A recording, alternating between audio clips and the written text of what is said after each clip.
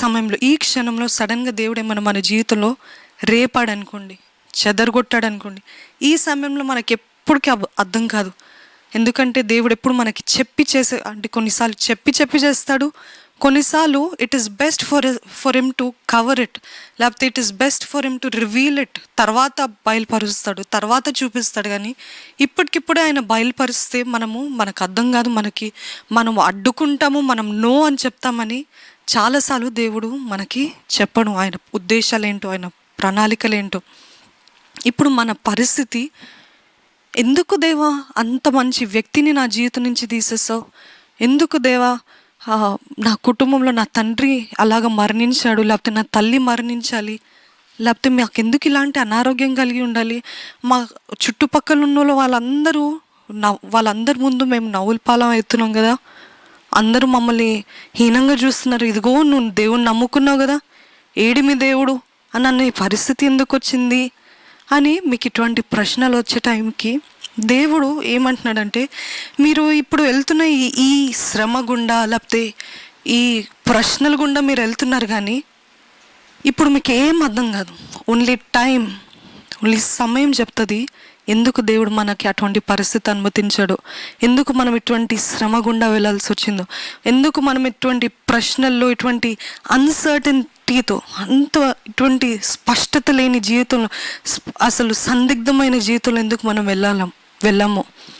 అందుకనే దేవుడు అంటున్నాడు, ఈ పరిస్థితిలో మీకు ఏం అర్థం కాదు, బట్ కానీ వేచి ఉండండి, వెయిట్ అండ్ వాచ్. మనకే కాదు, మన చుట్టూన వాళ్ళకి కూడా మన జీవితంలో ఇలాగ జరుగుతుంటే అసలు ఏంటి తను అంతగా నమ్ముతుంది, అంతగా విశ్వసిస్తుంది, కానీ వాళ్ళందరి ముందు ఆయన మహిమ కోసం కూడా కొన్నిసార్లు అటువంటి పరిస్థితులను అనుమతిస్తాడు. ఆయన మహిమ అంటే ఆయన గొప్ప దేవుడు. నిజంగా మీ జీవితాన్ని చూసి ఇతరులు చెప్పగలుగుతారు, మీ దేవుడు నిజమైన దేవుడు, మీ దేవుడు గొప్ప దేవుడు, నువ్వు ఇంత కష్టంలో ఉన్నా కానీ దేవుడు నిన్ను విడిచిపెట్టలేదు, మీ దేవుడే నిజమైన దేవుడు అని ఎలాగైతే ఫరో చెప్పాడో, అదేవిధంగా అన్యులు చూసి చెప్పగలుగుతున్నారా, మీ దేవుడే నిజమైన దేవుడు, నువ్వెంతగా వెళ్ళినా కానీ ఆయన నీ చెయ్యి విడిచిపెట్టలేదు చూడు, ఆ దేవుడు నాకు కావాలి అని చెప్పగలుగుతున్నారా? అదేనండి. అందుకని కొన్నిసార్లు అటువంటి పరిస్థితులు, అందుకని అటువంటి ప్రశ్నలు మనకి కలుగుతూ ఉంటాయి.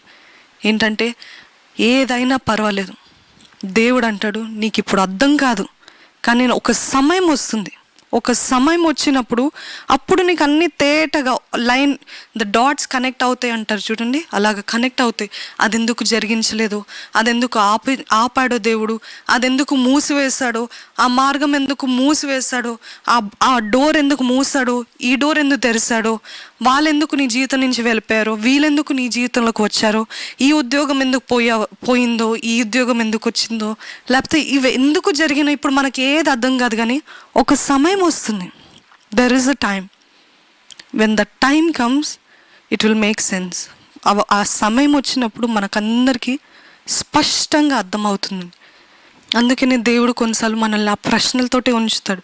ఎందుకంటే నువ్వు వేచి ఉండు, నువ్వు కనిపెట్టి ఉండు, నువ్వు నమ్మకం కోల్పోకు, విశ్వాసాన్ని కోల్పోకు. ఆ సమయం రాగానే అప్పుడు నీకు అంత తేటగా కనిపిస్తుంది అని చెప్తాడు. అందుకనే యేసుప్రభు అంటాడు కదా, నేను వెళ్ళుట వలన మీకు ప్రయోజనకరం. అంటే నేను ఇది మీ జీవితంలో జరిగించటము మీకు ప్రయోజనకరం, ఇది అడ్డుబండ ఉంచడము మీకు ప్రయోజనకరము, ఈ ముళ్ళు ఉంచడము నీకు ప్రయోజనకరం. పౌలు జీవితంలో కూడా చూసినట్లయితే, దేవా ఈ ముళ్ళు నా దగ్గర నుంచి తీసివేయండి, ఈ ముళ్ళు నా దగ్గర నుంచి తీసివేయండి అని మొరపెడతాడు. దేవుడు ఏమంటాడంటే, నేను తీసివేస్తాను అని చెప్పడు, కానీ నా కృప నీకు చాలును. ఈరోజు దేవుడు మీతో కూడా అదే అంటున్నాడండి. ఈరోజు ఎందుకు అని ప్రశ్న ఉందేమో, ఎందుకు ఈ ముళ్ళు అనుకుంటున్నారేమో, ఎందుకు ఇంత శ్రమ అని అనుకుంటున్నారేమో, ఎందుకు ఈ భారం అని అనుకుంటున్నారు, ఎందుకు ఇది తీసివేయబడిందని అనుకుంటున్నారేమో. దేవుడు అంటున్నాడు, నా కృప నీకుంటే చాలు, ఏ ముళ్ళైనా పర్వాలేదు, ఎంత భారమైనా పర్వాలేదు. As long as we have God we can do our life అండి. మన జీవితంలో దేవుడు ఉన్నంత వరకు, దేవుడు మన తోడున్నంత వరకు, ఎంతమంది ఉన్నా ఎంతమంది లేకపోయినా, ఎవరున్నా ఎవరు లేకపోయినా, ఏది ఉన్నా ఏది లేకపోయినా, ఆయన కృప ఆయన తోడుంటే మనకు చాలు. మీరు నిజంగా చెప్పగలుగుతారా? అది దేవా నీ కృప నీ తోడు నాకుంటే చాలు అని చెప్పగలుగుతారా? ఏది జరిగించిన దేవుడు మన జీవితంలో అది మన ప్రయోజనకరం అని మీరు తెలుసుకోండి. అది మంచి అని తెలుసుకోండి. ఒకవేళ మీరు దేవునితోటి నడుస్తున్నట్లయితే, దేవునితో జీవిస్తున్నట్లయితే, దేవుని యందు భయభక్తులు కలిగి జీవిస్తున్నారైతే, కావాలని కొన్నిసార్లు దేవుడు అనుమతిస్తాడు. కావాలని కొన్నిసార్లు దేవుడు పోరాటాలని రేపుతాడు, ఇంకా మన కుటుంబాలని రేపుతాడు, లేకపోతే మన జీవిత పరిస్థితిని, మన తలంపుల్ని, మన ప్లాన్స్ని అన్నిటినీ రేపుతాడు. But remember, whatever he's doing today is for our good. మన ప్రయోజనకరం, మన మేలు కోసము అని గుర్తుంచుకోండి. దేవుడు అడుగుతున్నాడు ఏంటిదంటే, ఇప్పుడు మీరు చీకటిలో, అంధకారంలో మిమ్మల్ని నడిపిస్తే మీరు ఇంకనూ నన్ను నమ్ముతారా? ఒక క్రైస్తవ జీవితం ఎప్పుడు మబ్బులా ఉంటుంది.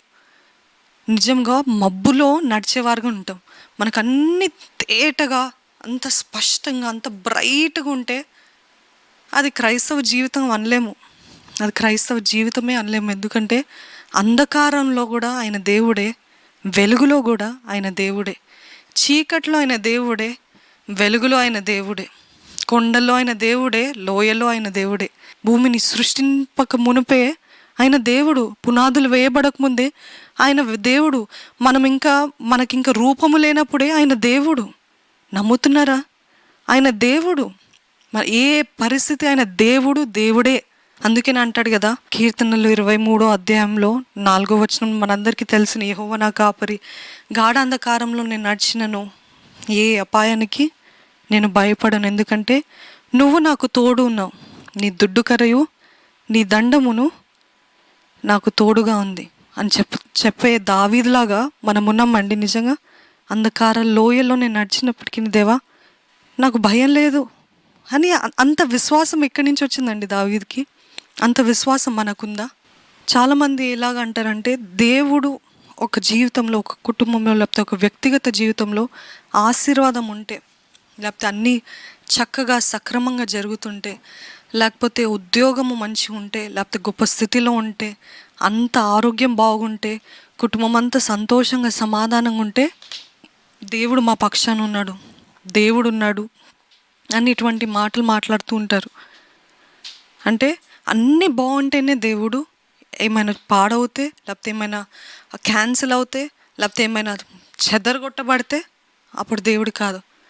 ఈరోజు మీకు ఒకటి జ్ఞాపకం చేయాలని అనుకుంటున్నాను. ఏంటంటే, నాకు ఆరోగ్యం బాగలేదు, అయినను దేవుడు దేవుడే. నా పరిస్థితులు బాగోలేదు, నా భర్త లేకపోతే నా భార్య నన్ను విడిచిపెట్టరు, అయినను నా దేవుడు దేవుడే.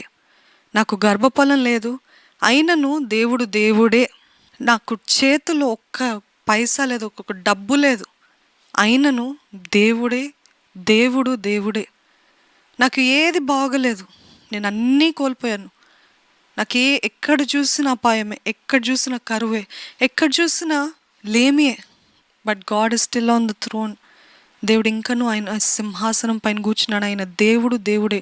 ఆయన ఒట్టి మేలు చేసే దేవుడే అని అనుకుంటారు. కాదు, కొన్నిసార్లు కావాలని మనల్ని దేవుడు అటువంటి పరిస్థితులు అనుమతిస్తాడు. ఎందుకంటే అటువంటి సమయంలో కూడా నిజంగా నువ్వు నన్ను నమ్ముతున్నావా? నిజంగా అటువంటి అంధకారపు సమయంలో కూడా నీ విశ్వాసము కోల్పోకుండా కాపాడుకుంటున్నావా అని అడుగుతున్నాడు దేవుడు. వచ్చే నిమిషం ఎలాగుంటుందో తెలియదు, కానీ దేవుడు దేవుడే అండి. దేవుడు సజీవుడు, దేవుడు చూచుచున్న దేవుడు, దేవుడు ఎల్రోయి. ఆయన చూచుచున్న దేవుడు, అన్నీ చూస్తున్నాడు. మన పరిస్థితులు అన్నీ ఎరిగి ఉన్నాడు. మన పరిస్థితులు ఏం జరుగుతుందో అన్నీ చూస్తున్నాడు. కానీ మన విశ్వాసము, మనము నమ్మకంగా ఆయనని వెంబడిస్తున్నామా, చీకట్లో కూడా ఆయనని వెంబడిస్తున్నామా అని చూస్తున్నాడు. అన్నీ మంచిగా జరుగుతున్న దేవుడు కాదు, మన భయంలో ఆయన దేవుడే, మన ధైర్యంలో ఆయన దేవుడే. వాన కురిసిన దేవుడే, తుఫాన్లు వచ్చిన దేవుడే, ఏది జరిగినా ఏది జరగకపోయినా ఆయన దేవుడే. Is the God the all mighty. మహోన్నతుడు ఆయన, సర్వ సృష్టికర్త.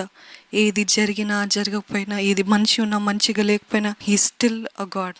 దేవుడు ఏం ఆశపడుతున్నాడంటే, మన పరిస్థితిని బట్టి మనము మారటం కాదు కానీ మన విశ్వాసం కోల్పోవటం కాదు కానీ మన పరిస్థితులు ఏదైనా దేవుని పైన విశ్వాసం ఉందా,